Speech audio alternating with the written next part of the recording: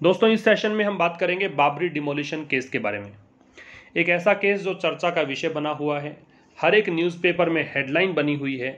आपके दिमाग में भी क्वेश्चन चल रहे होंगे कि आखिर ये केस क्या है, कब ये शुरू हुआ, कैसे यहाँ पे घटनाक्रम घटते चले गए और किस प्रकार से इसका एंड हुआ है। इन सभी क्वेश्चंस का आंसर हम जानने की कोशिश करेंगे इस सेशन में। सेशन को एंड तक देखिएगा। आप सभी का हार्दिक स्वागत करता हूँ इंग्लिश ट्यूटोरियल्स आशीष सर पर। चलिए स्टार्ट करते हैं कि इस केस की शुरुआत कहाँ से हुई, क्या इसका इतिहास है। उसके बाद में हम बात करेंगे कि जो कल एक डिसीजन आया है लखनऊ हाई कोर्ट के द्वारा, उस डिसीजन में आखिर क्या कहा गया है।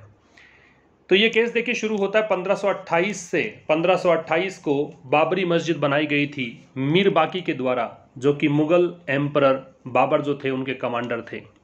मैं पूरी टाइमलाइन बता रहा हूँ, वो कब बाबरी मस्जिद बनी, कब ये विवाद शुरू हुआ, ठीक है, और किस प्रकार से ये केस, मतलब ये कौन सा केस था जिसका सुनवाई, मतलब जिसका निर्णय कल आया है, तो वो तमाम चर्चाएं। 1528 को बाबरी मस्जिद बनती है मीर बाकी के द्वारा। ये मुगल एम्परर बाबर जो थे उनके कमांडर थे। 1885 में फिर देखिए महंत रघुवीर दास जो हैं वो एक याचिका दायर करते हैं फैजाबाद डिस्ट्रिक्ट कोर्ट में, और ये चाह रहे थे कि यहाँ पर एक कैनोपी बनाने की अनुमति दी जाए। कैनोपी एक छत्रनुमा आकृति आप कह सकते हो, ठीक है। जो भी डिस्प्यूटेड स्ट्रक्चर है, मतलब यहाँ पे ये मानते थे हिंदू लोग कि यहाँ पहले राम मंदिर था और उसके डिमोलिशन के बाद ये मस्जिद बनाई गई थी। तो यहाँ महंत रघुवीर दास हैं, उन्होंने पहली याचिका यहाँ पे दायर की थी फैजाबाद डिस्ट्रिक्ट कोर्ट में। इन्होंने कहा था कि जो डिस्प्यूटेड स्ट्रक्चर है उसके बाहर हमें कैनोपी बनाने की अनुमति मिले, लेकिन कोर्ट ने उनकी याचिका को रद्द कर दिया था। फिर 1949 की अगर बात करें तो 1949 में जो रामलल्ला की जो मूर्तियाँ थी उनको प्लेस किया गया था सेंट्रल डोम में। जो गुंबद था, मस्जिद का जो गुंबद था, उसी के अंदर ये प्लेस किया गया था रामलल्ला की मूर्तियों को डिस्प्यूटेड स्ट्रक्चर के बाहर, ठीक है, जो विवादास्पद स्ट्रक्चर था उससे बाहर। 1950 में गोपाल सिमला विशारद ये एक और यहाँ पे केस फाइल करते हैं फैजाबाद डिस्ट्रिक्ट कोर्ट में, और ये चाहते थे कि भाई रामलल्ला की मूर्तियों के पूजा का इनको अधिकार मिले। फिर परमहंस रामचंद्र दास हैं, उन्होंने भी यहाँ पे केस दायर किया और उन्होंने कहा कि वो मूर्तियाँ वहाँ पे रखना चाहते हैं और पूजा को जारी रखना चाहते हैं। 1959 में निर्मोही अखाड़ा जो कि हिंदुओं के पक्ष में है, तो हिंदुओं की बात मैं कर रहा हूँ, निर्मोही अखाड़ा जो है वो यहाँ पे केस फाइल करता है और यहाँ पे चाहता है कि जो साइट है, जो जगह है, उसको, मतलब उसकी पोजीशन इनको मिल जाए, निर्मोही अखाड़ा को। 1961 में यूपी सुन्नी सेंट्रल वक्फ बोर्ड, आपको पता है कि यूपी राज्य में पड़ता है ये, है ना, यूपी राज्य की हम बात कर रहे हैं, तो वहाँ पे सुन्नी सेंट्रल वक्फ बोर्ड जो कि आप कहें कि मुसलमानों का सपोर्टर, तो ये यहाँ पे केस दायर करता है इस साइट के पोजीशन के लिए। तो दोनों तरफ से देखो केस यहाँ पे फाइल हो गया, और ये दोनों ही नाम आपने सुने होंगे हाल फिलहाल जब अयोध्या में राम मंदिर बना था, तो वहाँ दोनों नाम आपने जरूर से सुने होंगे। फरवरी 1986 को 1986 फरवरी 1986 को जो लोकल कोर्ट है, स्थानीय कोर्ट है, वो आदेश देता है सरकार को कि ये जो स्थान है वो हिंदू जो वर्शिपर्स हैं, प्रार्थना करने वाले लोग हैं, हिंदू भक्तों के लिए खोल दिया जाए। फिर अगस्त 1989 में इलाहाबाद हाई कोर्ट जो है वो आदेश देता है कि यथास्थिति, जैसी स्थिति है वैसा का वैसा रखा जाए, डिस्प्यूटेड स्ट्रक्चर कोई बदलाव यहाँ पे ना किया जाए। फिर 6 दिसंबर 1992 को, ये वो डेट है जहाँ से इस केस की शुरुआत होती है, तो 6 दिसंबर 1992 को इसको डिमोलिश किया गया। जैसे ही डिमोलिश किया गया तो वहाँ पे दो FIR फाइल की गई। एक फाइल की गई थी कार सेवकों के खिलाफ कि इन्होंने मस्जिद को ढहाया, दूसरा कुछ बीजेपी के नेता हैं LK आडवाणी, MM जोशी और बाकी के लोग थे, उन्होंने डिमोलिशन से पहले, ये जो मस्जिद ढहाई गई थी उससे पहले कुछ भड़काऊ भाषण दिए थे, कुछ कम्युनल स्पीचेस दिए थे, इसलिए इनके खिलाफ भी FIR दायर की गई थी। तो यहाँ से होती है शुरुआत इस केस की। इसके बाद कैसे कैसे घटनाक्रम घटता है उसकी हम बात करते हैं। तो अक्टूबर 1993 में, अक्टूबर 1993 में CBI यहाँ पे एक मिश्रित चार्जशीट, कंपोजिट जो होता है मिश्रित होता है, चार्जशीट यहाँ पे फाइल करता है। इसमें LK आडवाणी और बाकी के खिलाफ षड्यंत्र का केस दायर किया गया। मई 2001 के अंदर जो विशेष CBI कोर्ट है वो यहाँ पे जो भी प्रोसीडिंग्स चल रही थी, जो कार्रवाई चल रही थी, LK आडवाणी के खिलाफ, MM जोशी, मुरली मनोहर जोशी के खिलाफ, उमा भारती, बाल ठाकरे, बाकी के खिलाफ, इन सब को यहाँ पे ड्रॉप कर देता है। लेकिन नवंबर 2004 में CBI फिर चैलेंज करता है लखनऊ जो बेंच थी इलाहाबाद हाई कोर्ट के, उसके सामने, कि जितनी भी ये प्रोसीडिंग्स जो बीजेपी नेताओं के खिलाफ ड्रॉप की गई हैं टेक्निकल ग्राउंड्स पर, है ना, तो इसके खिलाफ यहाँ पे याचिका दायर करता है और कोर्ट जो है इश्यू कर देता है नोटिसेज। ठीक है, तो इसके बाद देखिए मई 2010 के अंदर हाई कोर्ट जो है वो याचिका को दरकिनार कर देता है, ठीक है, डिसमिस कर देता है और कहता है कि कोई भी सीबीआई जो कह रहा है कि इस याचिका पे पुनः विचार किया जाए, इसमें कोई आधार नहीं है। सितंबर 2010 में पहुंचते हैं तो 2-1 की मेजोरिटी से, 3 जजेस थे बेंच में, 2-1 की मेजोरिटी से, ये भी बहुत इंपॉर्टेंट है और ये आपको शायद पता भी हो, हाल फिलहाल आपने न्यूज़ में सुना भी हो, जब राम मंदिर बनाने की बात शुरू हुई, जब राम मंदिर जो डिस्प्यूटेड एक एरिया था उसे राम मंदिर के लिए जगह दे दी गई थी, तो उसमें एक जो डिसीजन आया था सितंबर 2010 में, वो 2-1 की मेजोरिटी से ये आया था कि हाई कोर्ट ने 3 तरीके से डिवीजन किया था इसका। एक यहाँ पे भाग दे दिया था सुन्नी वक्फ बोर्ड को, एक भाग दे दिया था निर्मोही अखाड़ा को और एक रामलल्ला के लिए, 3 यहाँ पे बराबर के पार्ट कर दिए थे, ये इनका निर्णय था। फिर मई 2011 में सुप्रीम कोर्ट ने हाई कोर्ट का जो ये निर्णय था अयोध्या लैंड डिस्प्यूट को लेकर, इस पे स्टे डाल दिया और फरवरी 2011 में सीबीआई जो है वो चला जाता है सुप्रीम कोर्ट, ठीक है, हाई कोर्ट के खिलाफ। और जो जो डिमोलिशन केस था, मस्जिद को ढहाने का केस था, उसके खिलाफ सुप्रीम कोर्ट के खिलाफ सीबीआई जाता है सुप्रीम कोर्ट हाई कोर्ट के खिलाफ। मार्च 2017, अब देखिए जैसे नज़दीक पहुंचेंगे आपको सब घटनाक्रम याद आते आएंगे। मार्च 2017 में सुप्रीम कोर्ट यहाँ पे ये संकेत करता है कि ये जो कॉन्स्पिरेसी चार्जशीट थी, जो भी षड्यंत्र की याचिकाएं लगा रखी थी बीजेपी लीडर्स के खिलाफ बाबरी मस्जिद डिमोलिशन केस में, ठीक है, उसको रिवाइव मतलब इसको किया जा सकता है। ये सुप्रीम कोर्ट यहाँ पे एक निर्देश जारी करता है, एक इंडिकेशन देता है कि हो सकता है कि हम फिर से वो चार्जशीट जो है वो ओपन करें और सुप्रीम कोर्ट यहाँ पे फिर से मतलब एक फ्रेश अटेम्प्ट्स के लिए कहता है कि इस मुद्दे को सुलझाना है तो एक नई शुरुआत हम करते हैं।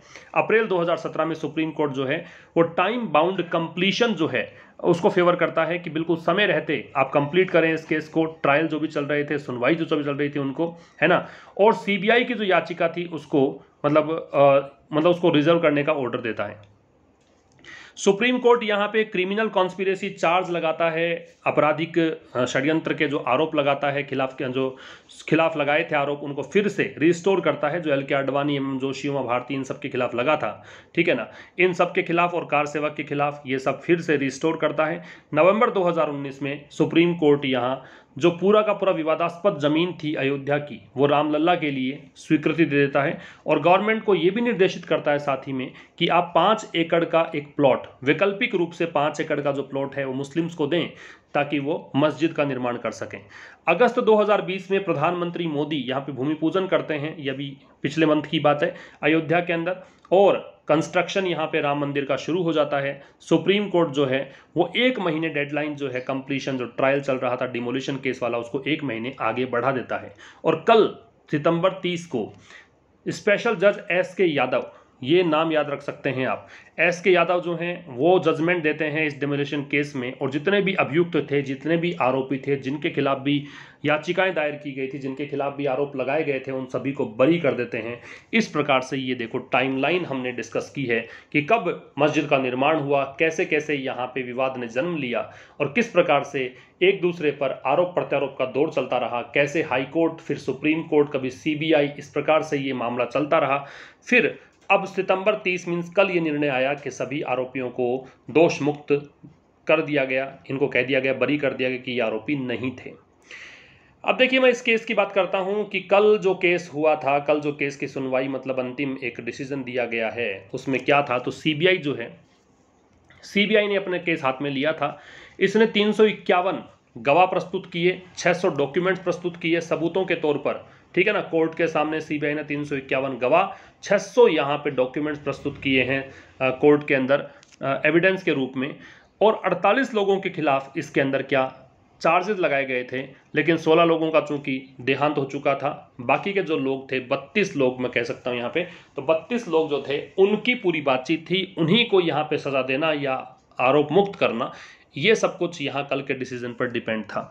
तो 32 जो एक्यूज थे उनमें कौन कौन शामिल थे, कुछ नाम यहाँ पे दे रखे हैं। इनमें जो भूतपूर्व उप प्रधानमंत्री आडवाणी शामिल थे, भूतपूर्व केंद्रीय मंत्री जोशी और उमा भारती थे, भूतपूर्व उत्तर प्रदेश के मुख्यमंत्री, जिस समय ये पूरी वारदात हुई थी ना, जब डिमोलिशन केस 6 दिसंबर 1992 को हुआ था, उस समय यूपी के जो मुख्यमंत्री थे वो कल्याण सिंह थे, तो इन पे भी एक केस दायर किया गया था। जिनके शासनकाल के अंदर ये ढाई गई थी मस्जिद।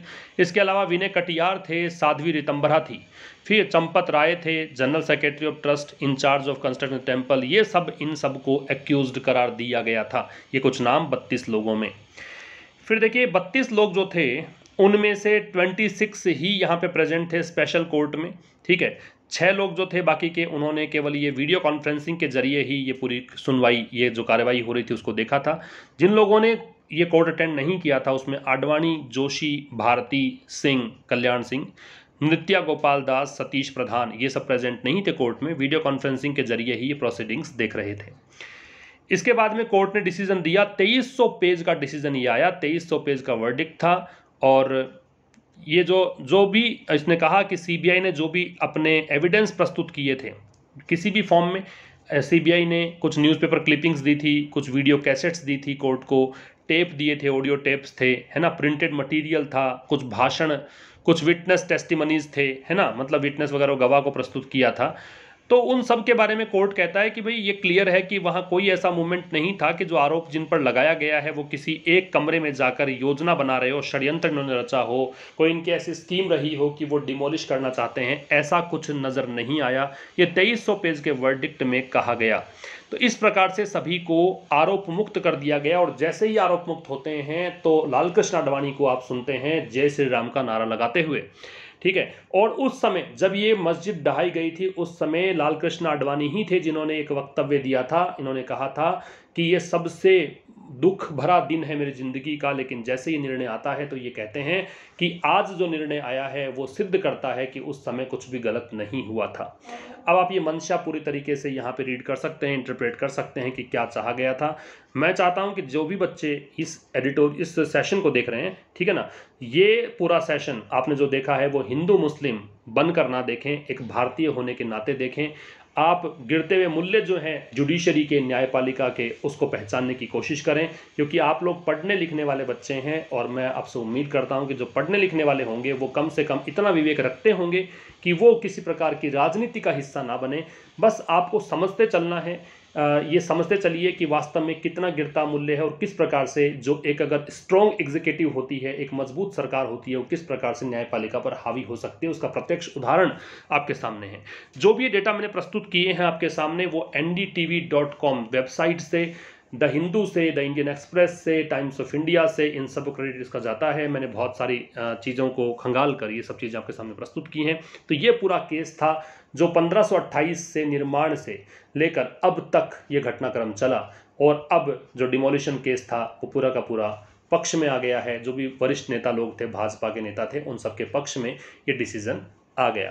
तो ये था दोस्तों बाबरी मस्जिद के विषय में एक विशेष आर्टिकल। अगर आपको पसंद आया हो तो आप बताएं, कमेंट बॉक्स में अपने कमेंट्स देकर बताएं मुझे, ताकि अगला कोई ऐसा मुद्दा हो जो करंट इश्यू हो, ठीक है, उसके बारे में मैं वीडियो बना सकूं, ठीक है। अगर आप चाहेंगे तो मैं वीडियो टाइम मिलते ही बनाऊंगा आपके लिए। आप ज़रूर से दोस्तों के साथ शेयर कीजिएगा, और पसंद अगर आपको आया हो मेरा काम तो लाइक करना ना भूलें। मुलाकात होगी अब नेक्स्ट सेशन में, तब तक के लिए नमस्कार, थैंक यू वेरी मच।